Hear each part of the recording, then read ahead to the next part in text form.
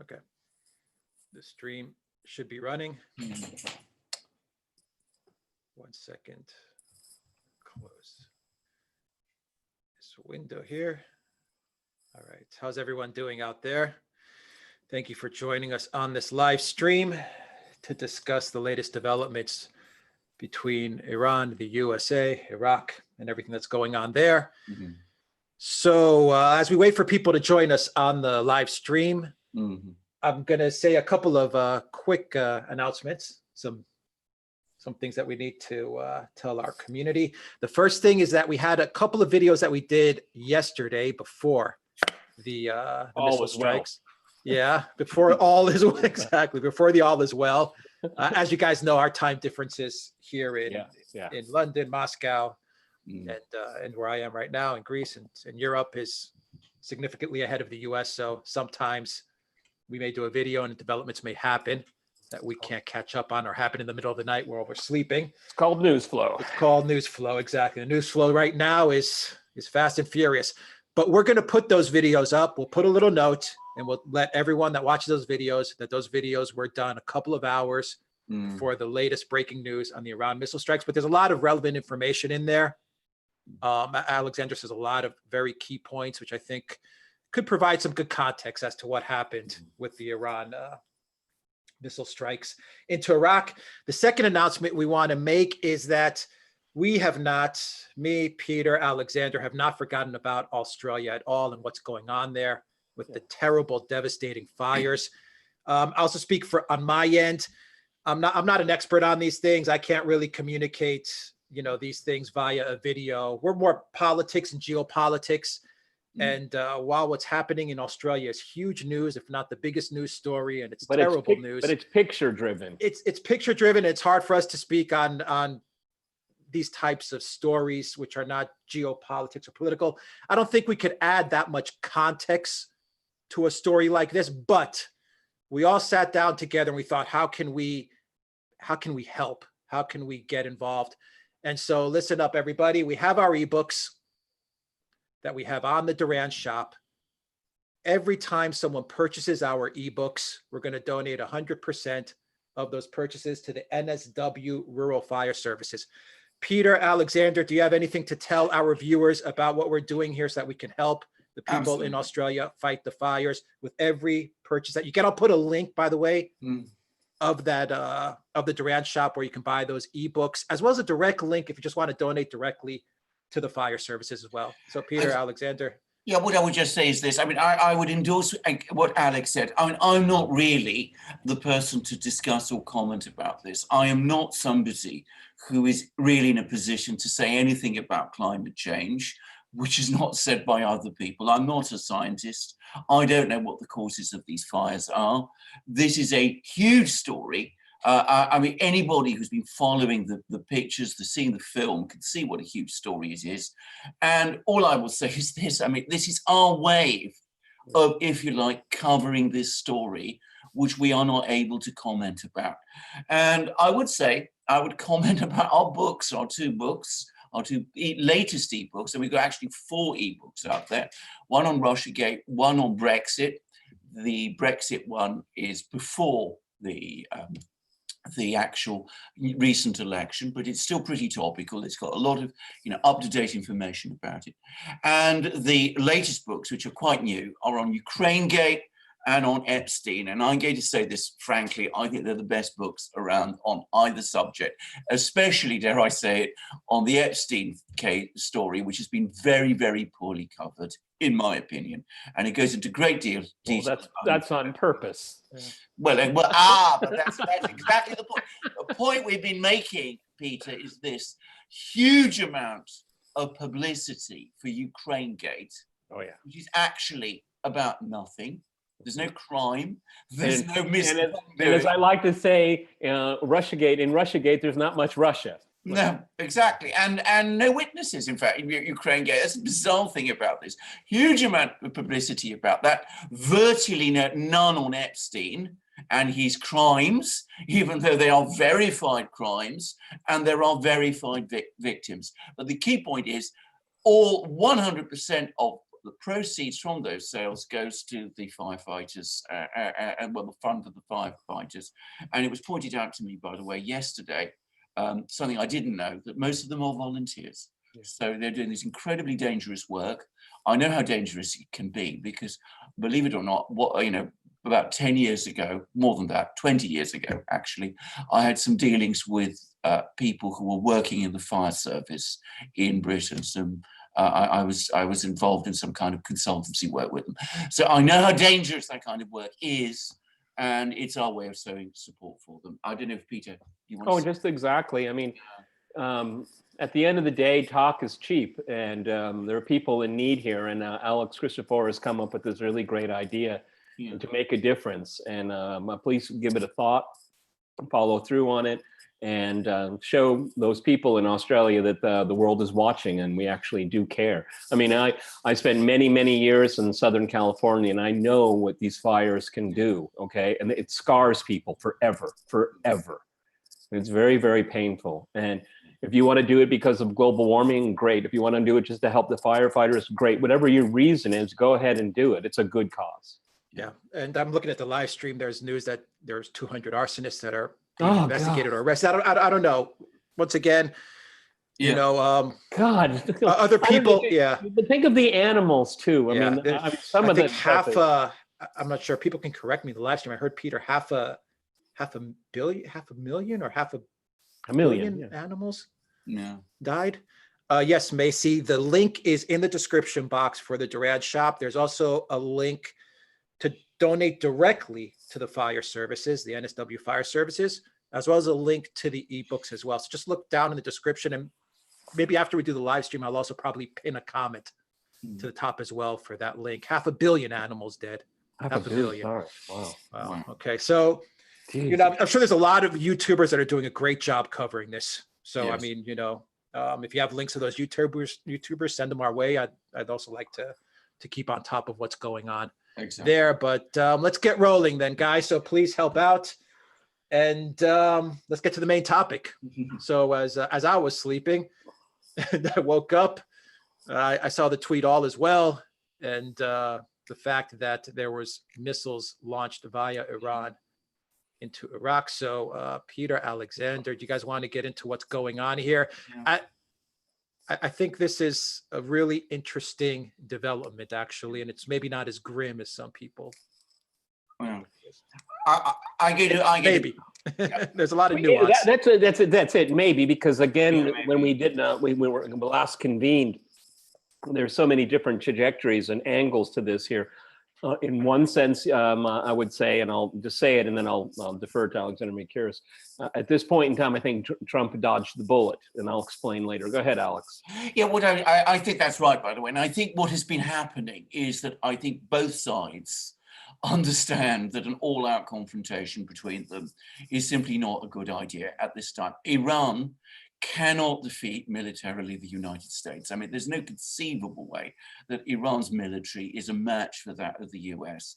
From the US point of view, a prolonged war with Iran is something that they cannot win, because, you know, you can overmatch Iran's military, but you cannot occupy the country. It's a huge country. It's very mountainous, and the people will resist you. I mean, I think that's a point which people need to understand. Iranians may have issues, some Iranians may have issues with their government. They do not want the Americans going into Iran. So I think both sides understand that they need to pull back. There's very, very angry people in Iran. So the Iranian government had to do something, I think, to show these people that it was going to react, and to show its friends in Iraq and elsewhere in, you know, the Middle East, that it was not going to simply take this line down. So they launched these rockets. The rockets apparently did no great damage. Nobody, it seems, was killed. That's what I think the all is well is all about. And I think Donald Trump, for his part, understands, at least I hope he understands, that he should not respond to this. I mean, the Iranians, I was actually staying up during the night, and I was watching the toing and froing and the messages going back on Twitter. And the Iranians, right at the moment when it was launched, they said, if there is not going to be a US military counterstrike to this rocket attack, then they will not take this further. So I'm hoping, and I actually believe, that we are now in a situation where both sides are de-escalating. Face has been saved on Iran's side, face has been saved on the US side, and they can move on and try and find some kind of way forward. Peter. Well, I mean, I've got 15 different thoughts going through my head at the same time. I guess number one are the people around Trump that wanted him to commit this assassination, this murder in the first place. Are they satisfied? Is it enough? Okay, Donald Trump may have enough, but these people around him, have they had enough? That's an open question. Number two, the fact that Iran launched it from their own territory, and took responsibility for it. They showed, we said rockets, well, it's a ballistic missile. They're telling the US, they can fire something, they can fire it far if they want, all right? The saving face issue, I think that it's not over yet. I think it's going to, again, asymmetrical stuff. We're at war. The war is happening. Let's get that clear. On this channel, we're calling it a war because that's exactly what it is. And that's how the Iranians see it, okay? But the biggest issue in play that's not being talked enough about is that Iraq has been lost to Iran completely. So all that money, all the nation building, democracy building, it's all out the window. It was all fraud in the first place, wasn't it? And the very fact, and I think the next penny to drop, is that where is this issue of the United States being forced to leave Iraq? So if the U.S.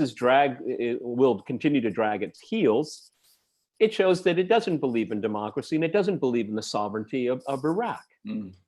All right, and the passions that have been inflamed over this assassination, that's not over yet, not at all. No. And Iraq is now more on Iran's ledger than ever before. And I think a lot of policymakers do not understand that. See, assassination of this general was an act of desperation. It wasn't an act of strategy.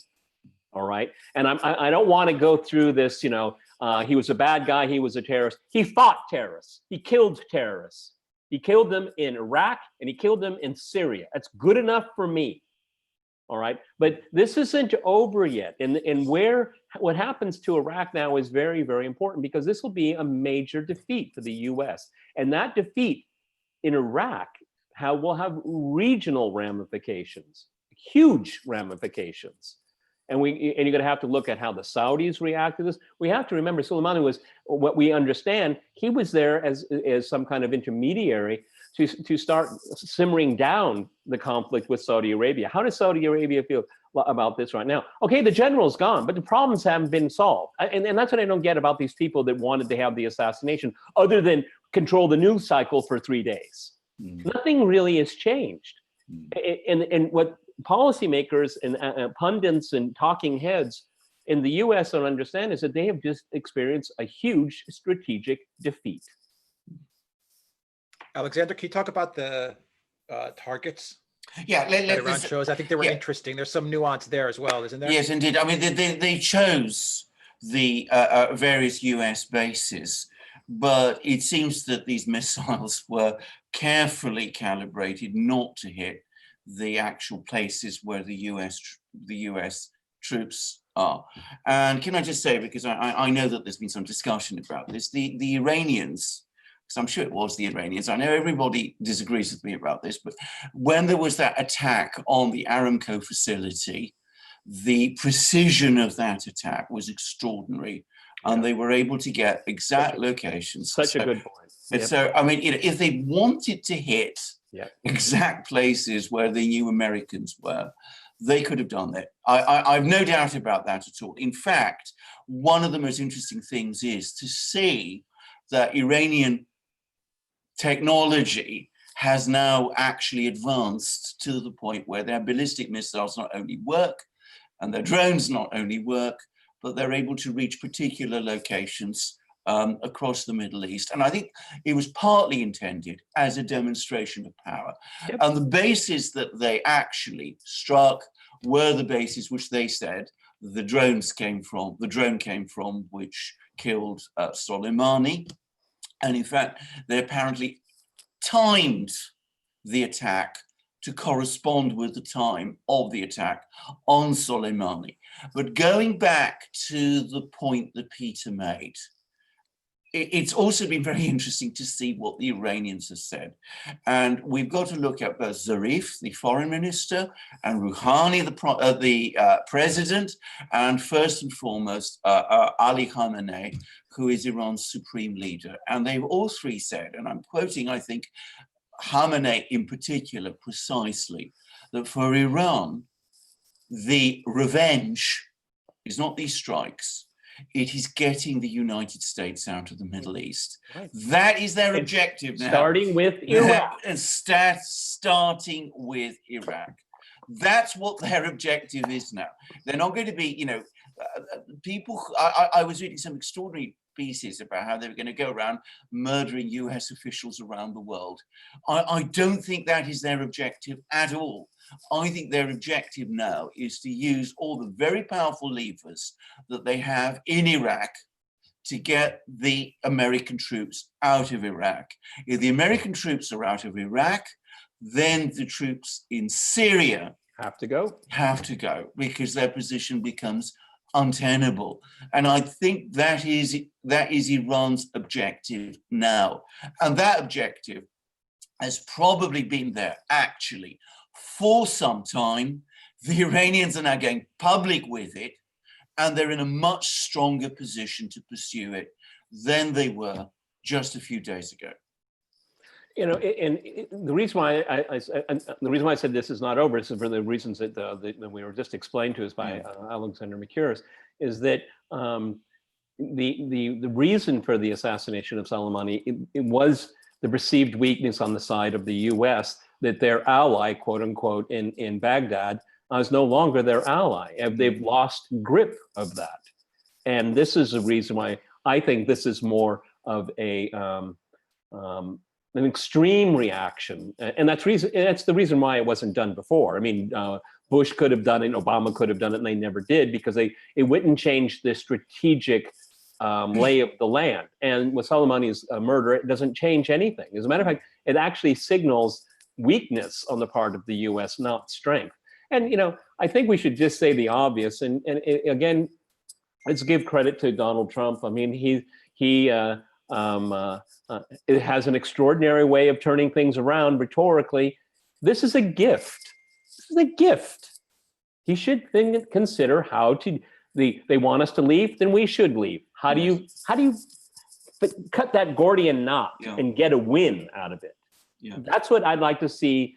This political gymnastics on his part here. Now, of course, he's got Lindsey Graham, and he's got Tom Cotton, and he's got you know, all these Bolton-like people around him. He's going to have to wrestle with that, and he's going to, again, how many resources that he wants to devote to it. I thought it was really interesting is that he was supposed to address the press of the nation, and he decided not to.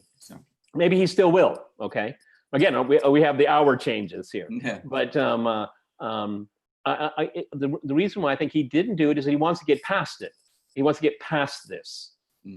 Okay, and Alexander Mercouris sending messages to us earlier prior to this recording is I'm sure there was a lot of feverish diplomatic activity going through the Swiss. Yes. Okay, because nobody wants this to go any further. Because Iran has won its strategic goal, at least it's beginning to, all right? And it's quite satisfying. The Western media can say anything they want. It's all, you know, all this, I've heard it for 30, 40 years, okay, about Iran, okay?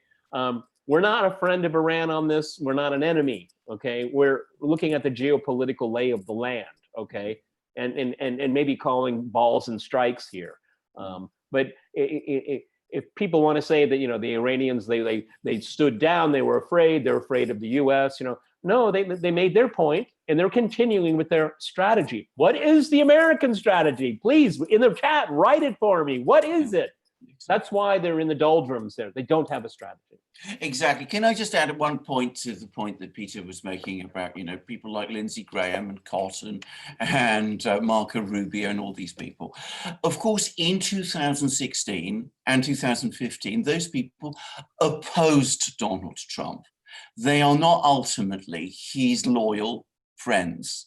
The people who supported Donald Trump, the conservatives who supported Donald Trump in 2015, 2016, people like Pat Buchanan, David Stockman, they are extremely anxious to get US troops out of the Middle East. That's what they're saying. I've seen what people like David Stockman has written a relentless piece. Piece. That guy never knows when to end an article. I know. It goes on and on forever. I mean, it's just incredible to read. But I mean, it's brilliant. But it's it's stream of consciousness stuff. But there it is. I mean, I think Donald Trump needs to remember that it was those people who gave him his support, which ultimately enabled him to get the Republican. Become the Republican candidate for the election. Up to that point, the Rubios, the Grahams, all of those were resisting him. So, I mean, he needs to be very clear about who his true friends are. As to the Swiss, can I just explain that, Switzerland, the reason that Swiss are important is because their embassy in Tehran is the embassy that represents US interests in Tehran. So the US sends its messages to the Iranian government through the Swiss, and the Iranians send their messages to the US through the Swiss. It's the Swiss who are playing this mediation role. And one of the most interesting things was very shortly after, Soleimani was assassinated, there was this report from a Iranian official, Ari Larijani, who is the Speaker of the Iranian Parliament, that the US had actually sent via the Swiss a message saying that they wanted the Iranians to pursue a proportionate response. It has never been denied by the US, so one must assume that what Larijani says is true.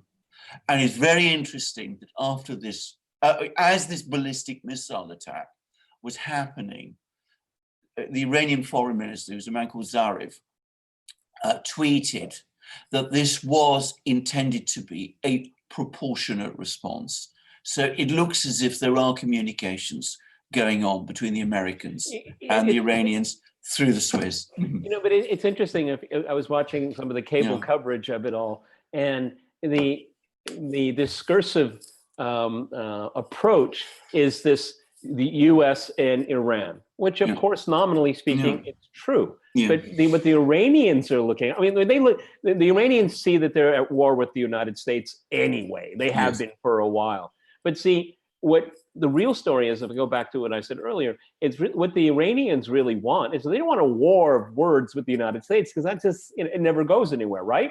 Okay, what they want is they want a war of words between the Iraqis and the United States. Yes. They want, this is what Iran wants to do. They've helped open the door to this and say, it's your problem that you're in Iraq and the Iraqis don't want you there. Yes. And see, what happened, and this goes all the way from Fox to CNN, is that there's people get a little squeamish about how wrong the invasion of Iraq was, all right? And the consequences of it, particularly this, they were all cheerleaders for it, right? And so no one really wants to go there. Douglas McGregor will go there. He'll go straight there, okay? Well, Soleimani, he killed Americans. You know what McGregor said? No, George Bush was responsible for that because they were there. Yes. Okay, I love that guy. I'm sure you watched it, Alex. Okay, this morning. I mean, that guy was on fire. He was a phoner, but he was on fire. And he's absolutely right. And he is from the belly of the beast. He was there. He was inside. Okay, and if you look at what's the other one that I sent out yesterday?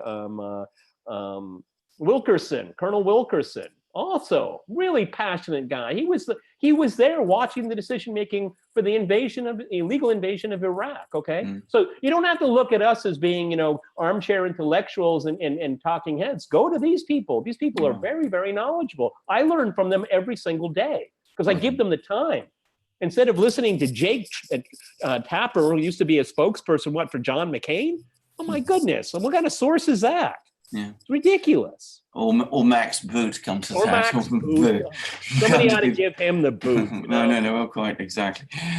Yeah, I just also want to just say something about General Soleimani, and you know, I think this is the other big mistake that is being made here, is that he is being overbuilt into this great pivotal figure in the Middle East. Killing Soleimani solves nothing, because the Iranians will replace him. They already have. There is undoubtedly a very tough, very ruthless special forces officer, but that is all he was. He was not this great mastermind that people are saying. I speak about this with some knowledge. As I said, I've been following the Middle East very carefully, as has Peter. We knew about him long before most of the people who are now talking about him. He was like a rock star. He was very, very charismatic. He was very much the face of Iran abroad. And he cultivated it. I mean, this guy's got a photographer that, you know, wouldn't quit, exactly. Okay? I mean, it was anyone that knew what was going on knew his name, his face, and his style, exactly. Okay? Very, very charismatic guy. Was he involved with a lot of attacks on people, killing of people? Yeah, that was his part of his job. Absolutely. But he wasn't. He's not the type of guy that had a list. Okay, he just said he was working with different groups. Okay, exactly. That had at some point in time a commonality. Other times they had different. Exactly. Again, I want to stress this is not monolithic, and it's a really big mistake to see everything there as being monolithic. I'm sorry, I get criticized for interrupting, and I should be. Okay, but Peter, it's a relevant thing. The Iranians themselves built up his legend. I mean, there was clearly a decision made to make Soleimani into this great charismatic figure, but the decision making was not his. He was an executive. He was there to carry out, which he no doubt did extremely efficiently. He was there to carry out the decisions of people like Khamenei, the supreme leader, and Rouhani, the president, and Zarif, and all of those people. He had within Iran a middle-ranking role. I say that because I'm reading all the time about how he was the second most powerful man in Iraq. Nowhere close. Nowhere close. In popularity? In popularity? Yeah. Yes. But, you know, popularity is not a measure of power. And I think this is some people need to understand. He was deliberately built up by the Iranians as this popular hero, precisely because he did not fulfill within Iran an active political role. He was not somebody, therefore, he wasn't a decision maker. He was an implementer. He was an implementer. He carried out special forces operations. He was, you know, organized special forces operations, and he did diplomatic work for the Iranians, which no doubt he did extremely well. But he was not this pivotal figure that people are talking about. And that diplomacy included dealing with American officials. Exactly. Okay. Yeah. And also during the invasion. I mean, up until of Iraq, up until the slogan of the axis of evil that included Iran, the Iranians were actually on a very high level basis dealing with the United States as they were in Iraq. I mean, there was communication, there was coordination. Absolutely. Okay? So I mean, let's not forget that. I mean, you know, it's just like, you know, Saddam Hussein, you know, he was the new Hitler. Well, in the 1980s, he wasn't the Hitler to the United States. The United States was backing him in a horrific war. One of the worst wars of the 20th century that almost no one's ever remembered is between Iraq and Iran. Yeah. All right. And then speed up to them. So think of the 1980s. Our good friend Mohammed Morandi, that's on Crosstalk all the time. I hope he's on tomorrow. He was in that war. He was injured twice. He was a victim of a gas attack. Yes. Okay. And so, say, look at the 1980s and look at 2020, right as we speak right now, who has hegemonic influence in Iraq?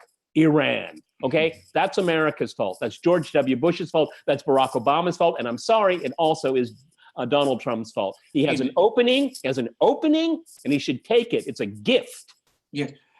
In fact, I'm glad you mentioned this about Soleimani. He did meet US officials, and he worked with US officials during the invasion of Afghanistan directly after 9/11. I mean, again, there's this mythology that's now been created that Iran was somehow involved in those attacks, even though the official investigation, the US's own official investigation into 9/11 established that the Iranians were not involved.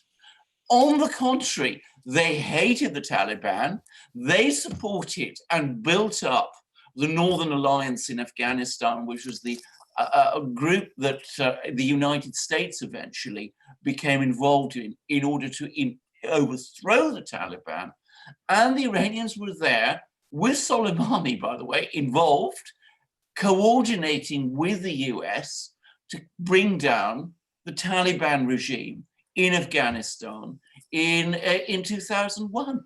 So he did have numerous contacts with US officials at that time. And undoubtedly, he had contacts with US officials during the period of containment of Saddam Hussein, and in the period directly after the fall of Saddam Hussein. And I just wanted to finally mention that, because I've seen this figure that has been now brought up, of 600 Americans who were killed in Iraq during the war that followed Saddam Hussein's overthrow. Now, these 600 are the 600 who were killed by Shia militia.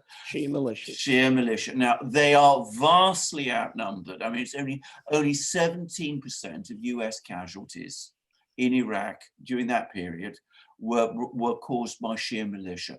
The other 83% were the work of Sunni militia, many of them, incidentally, aligned with Al Qaeda. But and there's no strong evidence, and I'm not denying it, but there's no evidence presented that Soleimani was directing these militias. No, okay, no evidence. If there is, please make it available. We can actually, as we speak right now. Go ahead. Yeah, we can actually go beyond that, because it turns out that most of those 600 Americans were killed by militia. The militia of Muqtada al-Sadr, who is a political opponent of Iran and does not take orders from Soleimani. Right now, he's taking the Iranian side. Exactly. Okay, but this guy's a real chameleon. Exactly. He was not controlled directly. He's not somebody that anybody controls. He is somebody who I think ultimately wants to become the leader of Iraq. But that's another story. You cannot assume that all those 600 men, the Americans, were killed by Soleimani. And I'm quite sure that Peter's right. I'm sure that Soleimani did not keep lists and go through people who were being killed. So, let's keep a sense of proportion about him. We have to remember, we have to just say the truth here is that the demonization of Soleimani came a lot from Israel and Israeli-backed think tanks. Okay? Absolutely. Right? Look, I mean, let's all be kind of adults right here. What Soleimani did, he had his counterparts all over the world, okay? And it's clandestine work and things like that. And I'm saying it just exists. I'm not going to, again, we're not eulogizing here. What we're doing is we're trying to explain or kind of push back from a lot of the nonsense that's in the mainstream media.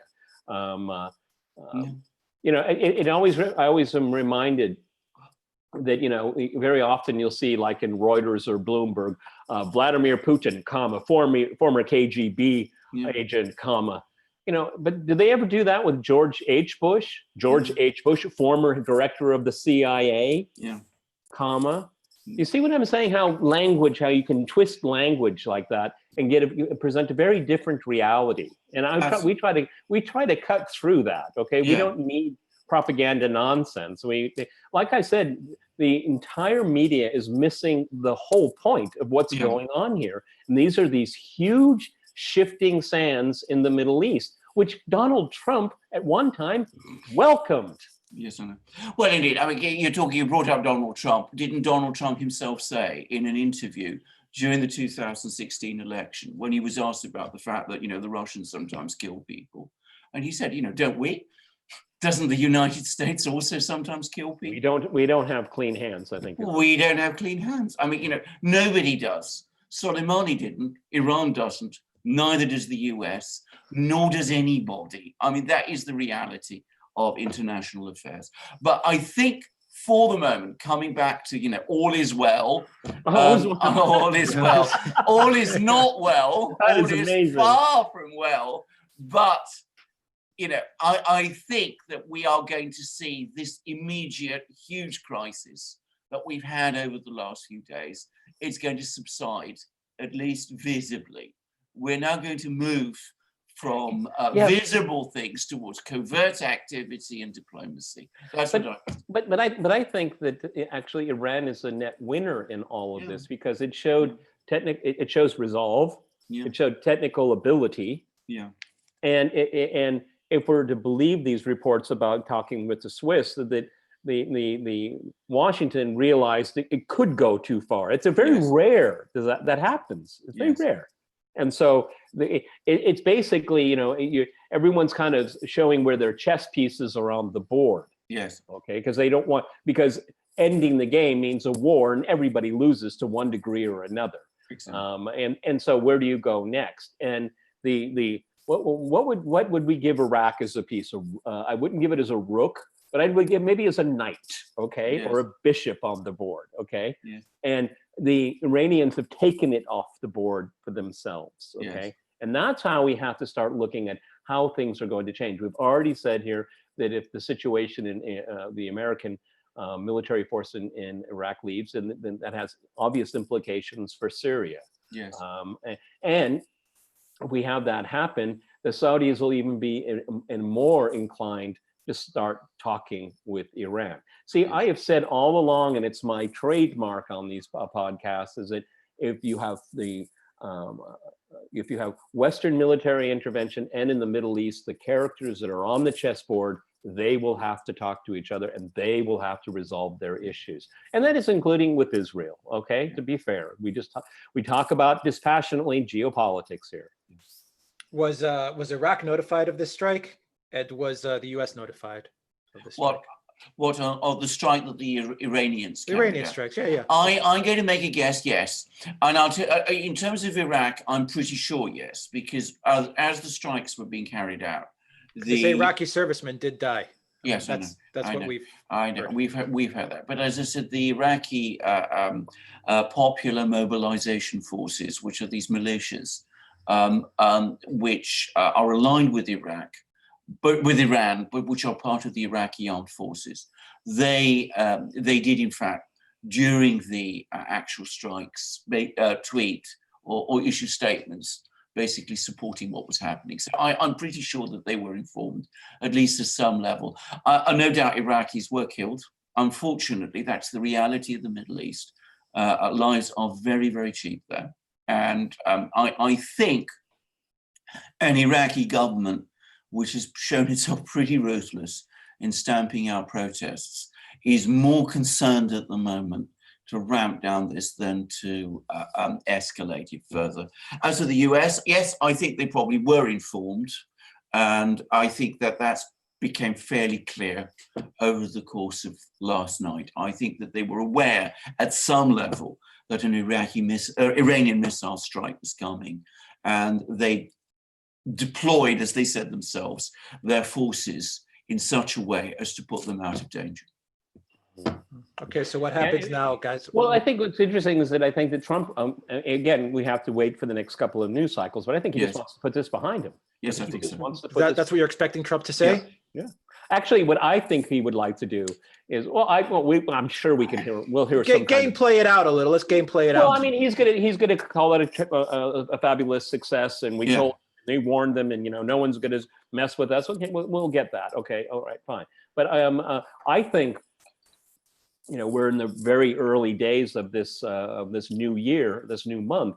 Is that I think Trump would much rather focus his attention on the impeachment, because I think he has a good chance of winning, a huge chance of winning, and he wants this vindication. So he'll be able to say, well, I told Duran, I put it in its place here, and now I'm going to get my due in the Senate, and I think that's where he wants to put all of his energies right now. Like I said in the very beginning, Trump might be satisfied with it, but is the people surrounding him and the Israelis and the Saudis, are they satisfied with this? Was this a half-baked thing? Yes. Because this is the biggest quote-unquote opening they've had in a long time, because they do want to go to war with Iran. They have war on Iran on their brain. Okay, they have for a very, very long time. I mean, Bolton was so gleeful on Twitter, and this was. They may not get this opportunity again with this president, because I think Trump is just going to just say, what? I mean, and then did he come up with the striking the cultural historic sites? Did he come up with that, or somebody else? I mean, that's a mystery I'd like to know more about. Yeah, I agree with that. I'll tell you real quick. Let me just add something. If Trump does deny these neocons and the Israelis and the Boltons their chance at war, because they want a war. They're itching for a war. How are they going to hurt Trump? Oh, they're going to look for something else. They're going to look for something else. I mean, you said yourself in one of our earlier discussions that Lindsey Graham said that if there's an attack on an oil facility anywhere in the Middle East, a tanker, whatever, you blame Iran and bomb Iran, even regardless of who did it. So that's almost an invitation to anybody who wants a war in the Middle East to stage such an incident. Now, this is what's going to happen. I think Peter's right. I think what Donald Trump wants to do is declare victory, quash the impeachment, and get re-elected in November. I think that's his agenda now. I think he wants to move on. Whether he's going to be able to is another matter, because obviously there's all sorts of people in the Middle East and in Washington who don't want him to. And the Iranians, by the way, have the same problem. The Iranians themselves, the government in Iran, in Tehran, may want to calm this down, but there are lots of angry people all over the Middle East, in Iraq especially, who may feel that they need to take some action in response to what happened. And this is what Tehran's biggest worry is going to be. I'm glad you brought that up, because that's something they're going to have to be worried about. Is that don't do it because they're going to blame us. Okay. Exactly. But as I keep saying, this isn't monolithic, and you're going to have people that have come out and act on their own, and that's all the way from Lebanon, Syria, Iraq, Yemen. So, I mean, we have to keep that in mind. I mean, no one is completely out of the woods here. No. Okay. No. Okay. So keep that in mind. Okay. I think that we've gone down a couple of notches, which is very, very good. But nothing has been really resolved. No. Okay. Not at all. How do they retaliate, Peter, though, against Trump? If Trump does resist war, how are the neocons and the Boltons and the Kushners and the Netanyahus and all them, how are they going to retaliate against Trump? There's going to be some retaliation if Trump says, I'm not going to go to war again, because he's resisted in the past. Well, I think Alexander McCurris is right. I mean, they're just going to try again. I mean, they're not going to completely go out in public and be against Trump on this. I mean, I don't see that really possible. I mean, they might have quiet murmurings, okay, but they're going to just say, we have to do better. That's what they're going to say. We have to do better. Because that's what they always say, all right? Like I said, killing Soleimani was an act of desperation. It wasn't calculation, it was desperation, because everything that's going on right now is failing. It's failing. You had a non-binding, but with a quorum in the Iraqi parliament telling the Americans to leave. Yeah. And then you have that American general basically accepting it. And then, they Esper, oh, this bad English, we don't know what this means. I mean, how is this comical? This is comical, I mean, the left hand doesn't know what the right hand is doing here. This is so typical. Look at the Afghan papers, you know. And I want to correct it. I said Iraq papers last time we talked. I mean, I meant Afghan papers. The military leadership doesn't know what they're doing. No. Okay, the only thing their objective is to keep it going. That's all. Just not to win, not to lose, just to keep it going. Okay, and those papers show it. And the Iranians know it. Okay, there's a lot of talk in the live stream as well about the Ukraine Yes. passenger jet that crashed in Tehran. Yes. What do you guys make of that? Any connection at all? Was this something to do with Boeing as well? We don't know. What I'm going to say is this. I've been following the Russian news agencies, especially Interfax, which has been covering this very, very heavily. And the Russians and the Ukrainians are now saying that, you know, they're not going to allow any civilian flights over this area, over Iran and Iraq and anywhere, until it's established exactly what this crash was. It's an extraordinary coincidence if it was just an accident. And I mean, it really is, sometimes coincidences happen. So, you know, we mustn't completely exclude that. In fact, we mustn't exclude it at all. It's quite possible that it was a coincidence, but it is an extraordinary coincidence. And one does wonder, I do wonder, but, you know, at the moment, it's just something we just don't have enough information about. Yeah. And why go after a Ukrainian plane? It seems strange. You know, that Alex Christopher, I think you and I read Zero Hedge quite a bit. That was the lead story, at least for my morning. Okay, and I was really quite shocked by that. And I would just have to reiterate what Alexander McCurris had to say. Just what a weird story to happen now. Okay, but until we have more information, we can't really speculate. It's, all I can say, it's a horrific tragedy. All lives were lost. Yes, all lives were lost. I have to say, one thought did pass through my mind, which is that perhaps whoever, if it was done by someone, I hope it wasn't, by the way, but if it was, because if it was done by someone, it was awful and cruel crime. But if it was done by someone, I wonder whether perhaps, given how confused some people are, whether they thought they weren't going for a Russian jet as opposed to a Ukrainian one. I mean, we saw during Russiagate all kinds of people mistaking Ukrainians for Russians. Maybe somebody made that mistake. It was a Ukrainian jet. There were no apparently no Russian citizens. But it was about to land, wasn't it? It was about to land, exactly. Yeah. I mean, anyway, it doesn't make sense. Maybe it was caught in some crossfire. I don't know. I don't know what the explanation is. I hope we get one, and I hope it was an accident.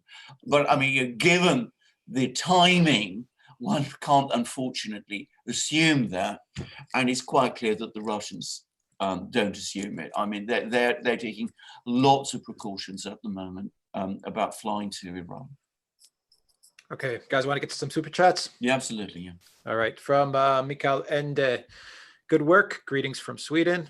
Thank you for that super chat. From Toilet Sauce, €10 super chat. I know you guys still give Trump the benefit of the doubt.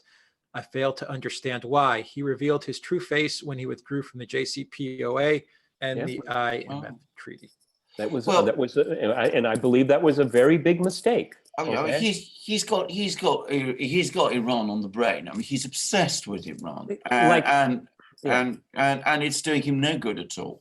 In fact, it's completely compromising all his other objectives, and it's even putting his re-election at risk. Obsessions, as we discussed in the live we did, I think was it yesterday or the day before yesterday, are very, very dangerous things. You lose your sense of proportion. It blinds you. It blinds you to reality. They blind you to reality. So no, we're not actually giving him the benefit of the doubt.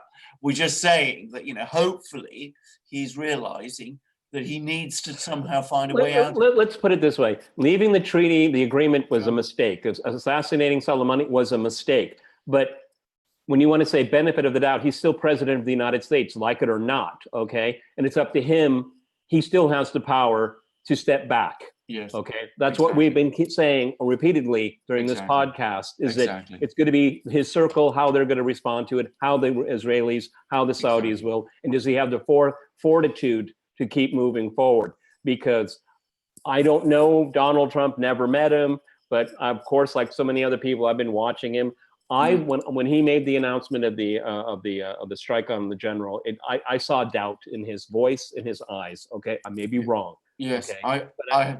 But I think he feels like he dodged a bullet on this one, and he's grateful and he wants to move on. Yes. Okay, and I'm sure he's going to keep in mind who got him to this point. You know, if Bush wouldn't do it, Obama wouldn't do it, why do you think I should do it? Why did I do it? Okay, it hasn't helped our case whatsoever from their geopolitical point of view. So maybe that is a lesson to be learned here. Benefit of the doubt, he's president of the United States. There's not much you can do about it.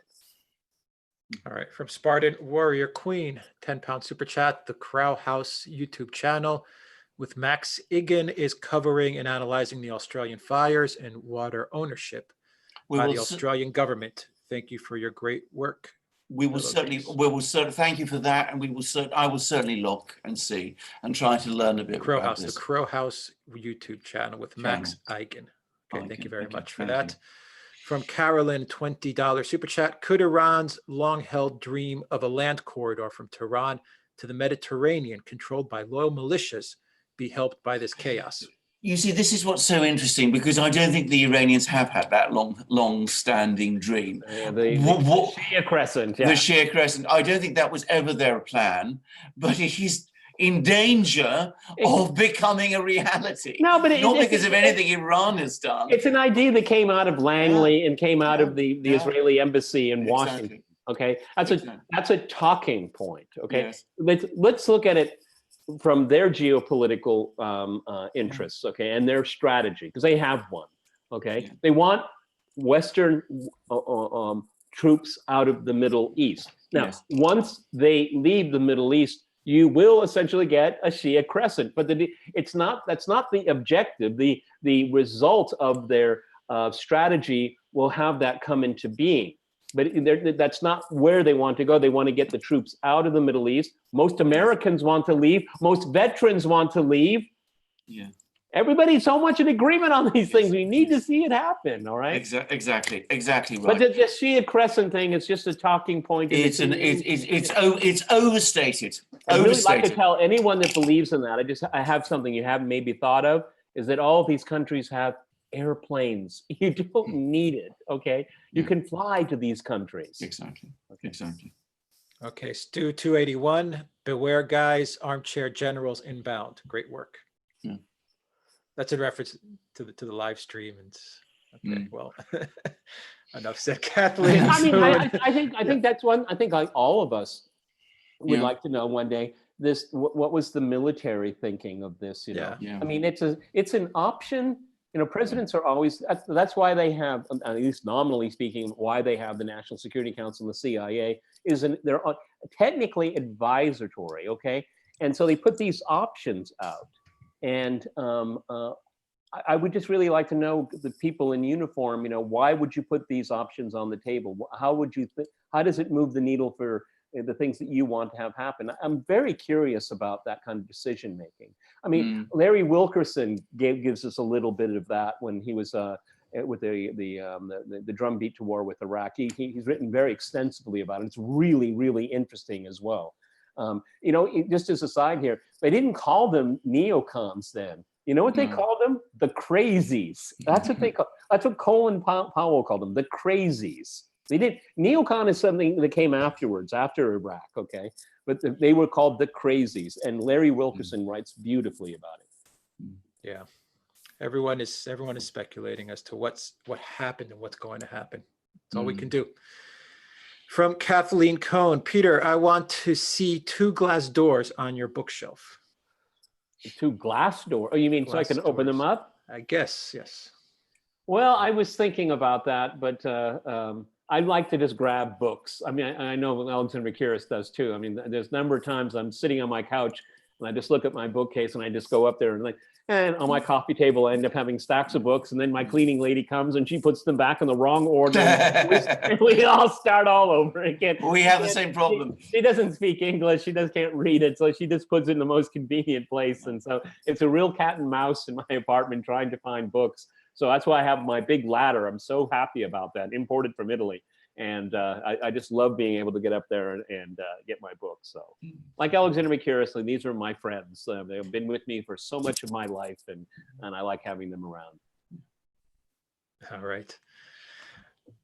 From Magnesia Shan, ZAR 100 super chat. Once upon a time, Alex Christoforou eclipsed his teachers. Not quite yet, but listening and learning. Thank you for everything. A, P, and A. Yes, I am listening and learning. There's people in the live streams. But you have the misfortune of reading all the comments. The Alexander McCurris and I'm listening and learning, guys. Absolutely. We learn all the time.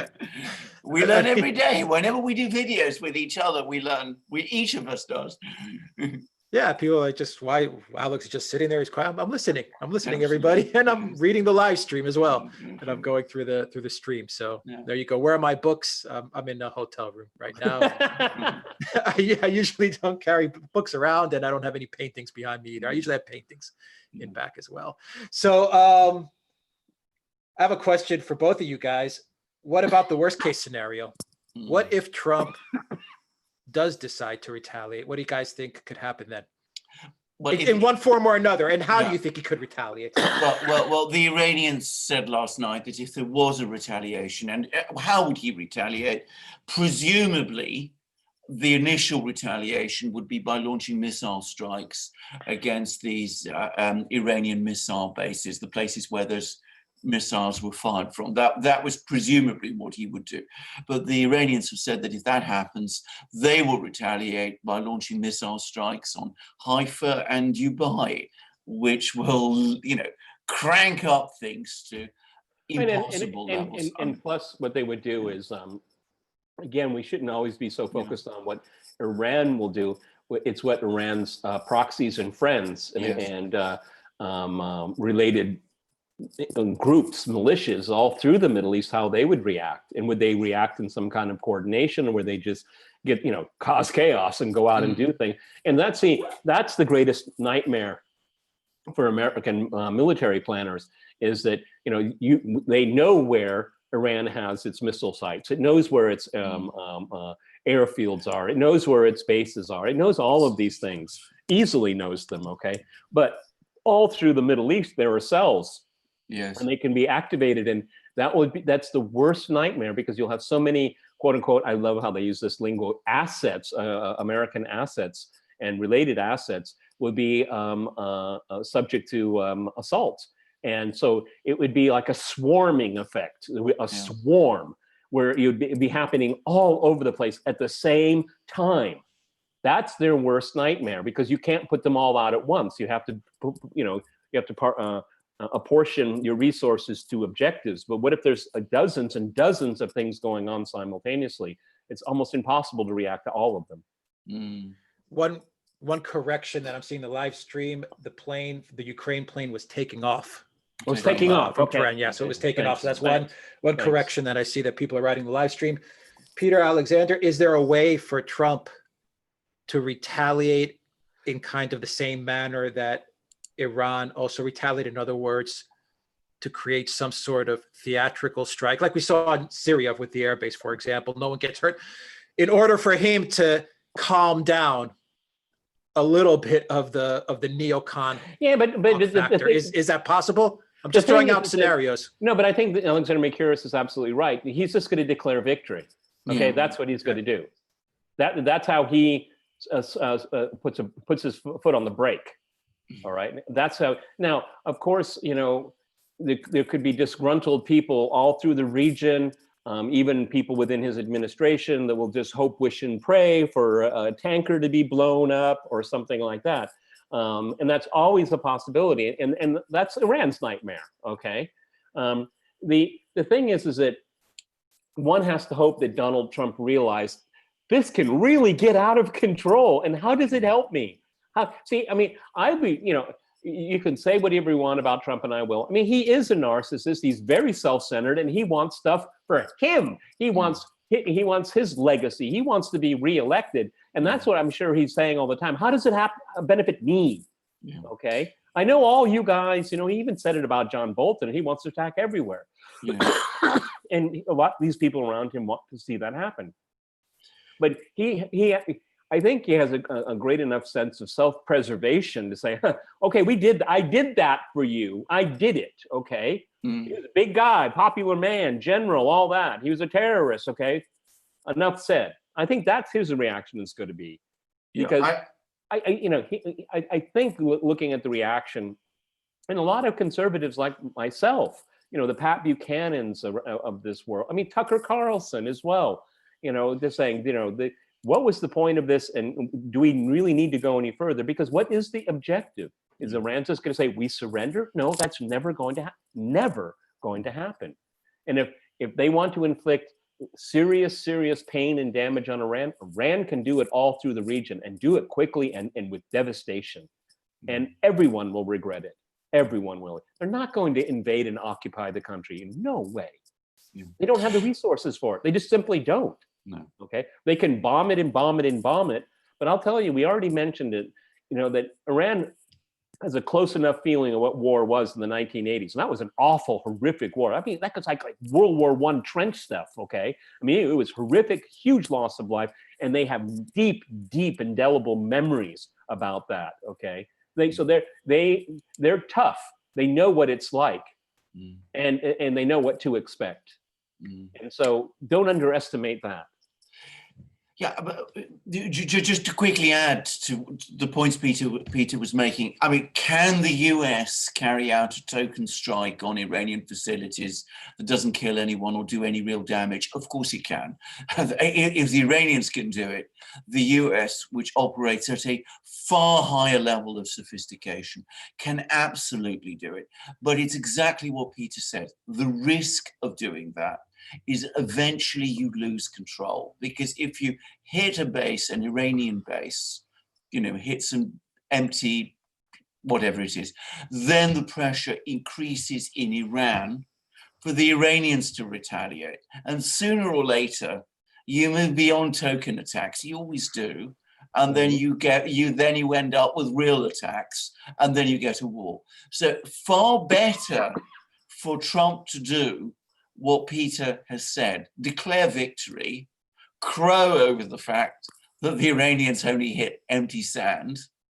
Right? That's what he wants to do. Let him do it and move on. Deal with the impeachment, deal with the election, which is, I think, at this moment in time, he's for the taking, actually. So there comes a point when you need to know when to stop. And I think Donald Trump actually does know when to stop. He's done very alarming things on occasion, but he's always stopped when he has to. And I think he knows that on this occasion, he's reached that point where he should stop. That's what I think. I think this is what Peter said. I think he's very sensitive to Pat Buchanan, to Tucker Carlson, people like that, and plus the whole host of characters that we read every single day in the American Conservative. He's not oblivious to that. He has to realize that part of his base, all these people that I just mentioned may not be Republicans, but they're conservatives. So he has to be careful about the conservatives or non-interventionists on the conservative side, like myself. And he's not oblivious to those people, and they do matter. Okay. Yes. Tucker Carlson was with Trump in North Korea. And my question is actually maybe not a little off topic, maybe not so much, but do you think that when Tucker Carlson, produces his shows on a nightly basis, especially a show like he did last night covering Iran, do you think he's cognizant, he knows that he has the president's ear and he's trying to send his own message? Of course he does. Yeah. Of course he does. Of course he does. Absolutely he does. His major person that he's talking to is Donald Trump. I mean, obviously he's talking to tens of millions of Americans, but the person he's thinking about most is the most important American of all, the one who sits in the Oval Office. No doubt about it. Oh yeah. I mean, particularly the choice of guests. Absolutely. And I think, well, Tucker and his producers are basically telling the president of the United States is that these people like you actually, but they don't like what you're doing. Keep in mind that there's a group of people like that out there. Yes. Yes. You know? And I'm sure Trump will say, you know, you have no idea what it's like to have my job. And he'd probably be right. Okay. But he watches Tucker for a reason, doesn't he? Yeah. Okay. He certainly does. Yes. Yeah, much the same way he watches Hannity and Laura as well. So he's but conflicting messages. Yeah, but I mean, Laura and Hannity are open part, and that's fine. That's their business, and they're open about it, and that's fine. Okay, fine. Now Rachel Maddow is okay, and that's fine with me too. All right. But Tucker he's not enamored with people. He's enamored with ideas, and I think that's why Trump likes watching him, because it's a little change of pace. I mean, sure, Trump's happy that he has his cheerleaders on Fox, which is by far the most popular cable station in the United States, by far. I mean, they've just decimated MSNBC and CNN. So he knows that he has his partisans there. But I think he's learned through the hard way that his advisors don't have his interests. His advisors have their own interests that they attend to. They don't attend to his interests. They don't care about Donald Trump. He's an annoyance to them. Okay, he's a barrier. Okay, and Tucker Carlson is reminding him of that. Yeah. Well said.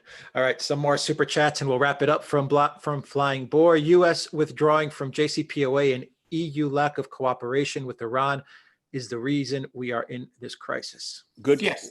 Fundamentally, yes. Fundamentally, yes. Yes. Yes. Can I just say, when people, I've been reading about, people talking about Iran and the United States being at war. They are in effect in a state of conflict, but back before, 2017, they were not at war. They were in treaty relations with each other. That was what the JCPOA is. And it's confirmed by a resolution of the UN Security Council. So it was a huge mistake to pull out of the JCPOA. I think Donald Trump made a major mistake doing it. Maybe if he'd conducted the negotiations, it might have had a different result. I doubt it, actually. But the fact is, when you're president, you stick with the treaties that your country has made, and he didn't do that, and now he finds himself in a much bigger crisis than I think he expected.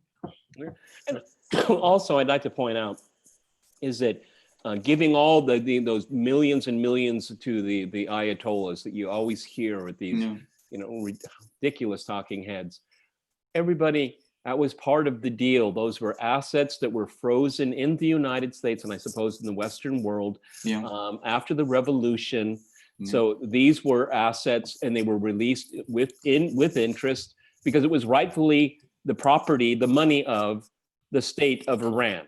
Okay, so it wasn't like a sweetheart deal. Part of the deal was, hey, you have a lot of our money, you've frozen our assets and your banks and your institutions. We'd like it back.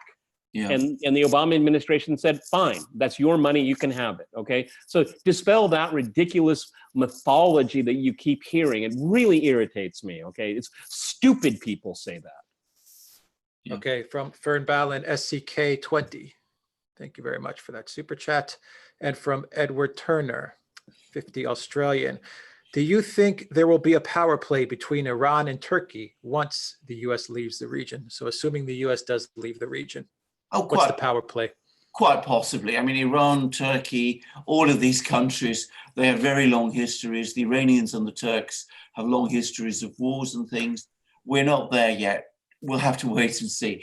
At this moment, they basically have normal relations. They have good They're actually good relations at the moment. Turkey imports oil from Iran. It's paying no attention to US demands that it stop importing its oil. The Iranians supported Erdogan during the coup attempt that happened against him in 2016. They see eye and eye with each other on the Kurdish issue. I mean, overall, relations between the two countries are pretty good. They disagreed about Syria. They seem to have managed to move beyond that. And of course, the Turks today are hosting Vladimir Putin, who's just opened Turkstream. And he is, of course, a friend of Turkey and of Iran, not an ally. Let's be very clear about this, not an ally of either of those countries, but still working with the governments of those two countries. I'm so glad you mentioned it, because because that's the whole point of what we're trying to do here. Yes, Is that there's so many other things, moving pieces that are happening, and Western media never tells audiences that, okay? What other actors are doing in this region, and they are working together as a neighborhood, as invited guests in the case of Russia, okay? Not with bluster, not with force, okay? And that's what I keep saying, is when you get these Western troops, they leave the Middle East, these players on the ground and very close by, and that would even include the Europeans at some point, they're going to have to hash things out. yes, As long as there are Western troops there, the region remains in a form of stasis where things are not resolved, and people take advantage of those unresolved issues. Okay, exactly. and it's so simple, clear. Okay, it's a strategic backwater, and there's other things going on in the world. And actually, we can see that the region can start working together if they're given that possibility. Remember, Soleimani, the Saudis, the crown prince realizes that he's got his country into a car wreck, and he has to start salvaging it. And one way of doing that is to start lowering the tensions with Iran and resolve that horrific genocidal war in Yemen. Yes. All right, from Patricia Klein, 50 pounds. Thank you very much for that super chat. Thank you So very glad you guys covered this today. The hawks in the US are terrifying. Hopefully Trump will de-escalate and see reason. Let's hope you're right about Putin helping to de-escalate this total nightmare as well. Oh, I'm sure he's gotten an earful from so many people over the last few days. Oh my goodness. Yeah. Because people do look, when Iran decided on its retaliatory measure, I don't know for a fact, but logic dictates to me is that the Iranian leadership was on the phone with Beijing and with Moscow, telling them what their options were, what they thought about it. They were consulting, and I'm sure they got some good advice. Okay, but they do that. Okay, they want to know what people that are positively predisposed to them, what they think before they take action. That's called diplomacy. Absolutely. The contrast being with Saddam Hussein, who when he decided, for example, to attack Kuwait, he didn't really consult with anybody except with the US ambassador in a very bizarre interview. Gillespie, which, yes, exactly. Which where there was a complete set of misunderstandings. Yeah, just this, zigging exactly. But the Iranians are much more careful. They will be very, very careful to speak to the countries whose backing they need. And you can be absolutely sure the phone lines between Tehran and Moscow and Beijing have been buzzing throughout this crisis. Okay, from Magnesia Shan, ZAR is Rand. Rand is not fabulous, but locally all right. 100 is worth about $7. We appreciate it. We appreciate it. Either way, we appreciate Magnesia, every kopeck. Thank you very much. Absolutely. Thank you very much for that super chat. From Flying Boar, $5 Canadian super chat. Where is the EU in this crisis? They should be loaning money to Iran. Derelict of the duty. Yep, as usual. Nowhere. I mean, the only person who's done anything, and it's pretty feeble in my opinion, was Macron, who telephoned the Iraqi prime minister and said to him, that France supports Iraq's national sovereignty, which was taken as a sign that it was a kind of veiled criticism of the Soleimani assassination. But again, I can remember, Chirac and Schroeder speaking completely outspokenly against the invasion of Iraq. There is no one in Europe of that caliber now. Okay, and the final super chat from Elena Diaz, SEK 119. Does the USA have any allies if there is a war? UK, France, Australia, or support inside the USA among the people?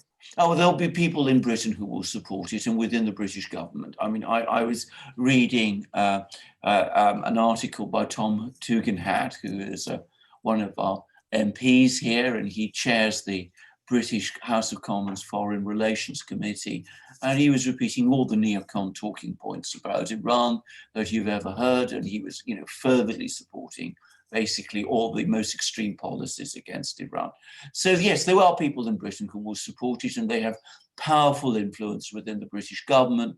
And there's talk about British troop movements, for what they're worth, or 400 men apparently, also being sent to the Gulf. So the US will not be entirely alone. Yeah, Other countries, the more important countries, Germany, France, will look on horrified. Peter. You know, I mean, I'm really loath to mention Tony Blair, but you have to remember, at the end of the day, why did Tony Blair support George W. Bush's illegal invasion of Iraq? And it's very, very simple. He made it very clear, made it very public. He didn't want to be on the wrong side of the United States. And that's the mindset of so many people in power in the UK and in the European Union, because it's a spineless one. Absolutely. You know, you don't have to take a real strong position. You just get in line. Okay, that's the poverty of it all. The really interesting thing is that, you know, the EU, it doesn't seem to really prize EU sovereignty. All it seems to want to do is deprive individual member states of their sovereignty. You know, but the European Union as a whole, you know, they don't have enough border control. They don't have a good immigration policy, and everybody suffers as a result. Okay, so spineless Europe as usual. Yeah, I would just quickly add in parenthesis that if you want to restart the peace movement in Britain, the quickest and fastest way to do it is to align yourself with the US war against Iran. We had 1 million people turning out to protest against the war in 2003 against Iraq when Tony Blair was Prime Minister. I predict it would be about 3 times that many if Britain ever found itself drifting into a war with Iran. All right. Do you guys know what time Trump is going to be speaking? I don't even know if it's confirmed yet. If it's confirmed? No, I don't know. We don't. It'll presumably be sometime later today. Okay. All right, guys. That'll wrap up the live stream. Yeah. You guys have any more comments or no, like to say about what's going on in the news with this? I just to repeat again, I think that the worst of the crisis is probably over, but this is not the end of the story at all. And I'm sorry to say, I'm now getting more reports. I've just seen some reports on Zero Hedge that there's more speculation that Ukrainian airliner was shot down by mistake by the Iranian air defense systems, you know, in this very tense situation. I still hope that's not true, but there are growing reports about that. We will find out in due course about it. Well, hopefully we'll get the forensic evidence. They have the pictures in the sky. We'll figure out what happened. I hope. Remember. What does that mean if it's true? Well, geopolitically, what does that mean? Nothing at all, in my opinion. But it'll be obviously a very, very bad public relations blow for Iran, and that's putting it mildly. I mean, it would be an awful thing.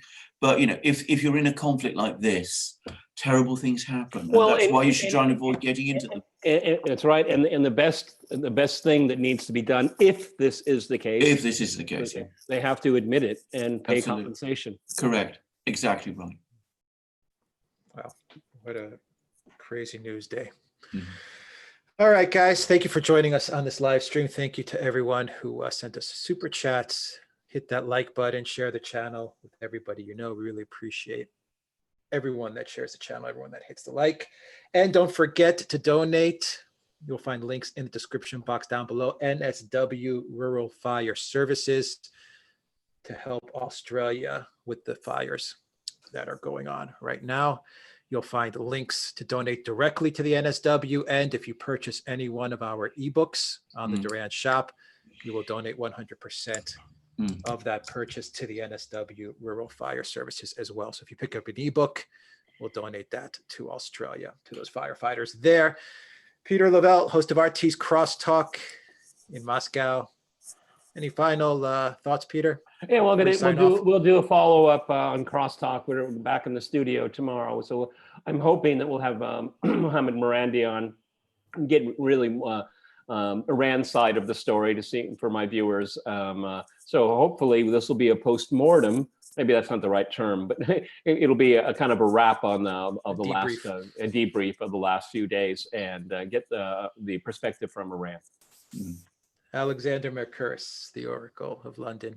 In London, everyone says that you're back in London, Alexander, because they also see your big bookshelf over there. Absolutely, they Any can. final thoughts? Well, anything you want to say? obviously, I mean, let's keep our fingers crossed and hope, as I said, that sense prevails, and that, as I said, we won't see a further escalation. It's now Donald Trump's call. I think the Iranians have done whatever they were going to do now. It's up to Donald Trump whether he takes this crisis further. And I do think that he does know when to stop. But as Peter rightly said, lots of things are in play. There are going to be repercussions as a result of what's happened over the last few days, working out over many, many, many weeks and months and probably years. And we in the Duran will be here to cover it all. Yep. Epstein did not kill himself in the live stream, guys. Now we're going to end everything. And yes, and Well, of course, a lot of free Assange as well, and things are not looking good for Assange either. No, they're not looking good at all for Assange. And, you know, I also saw the photos from the cell.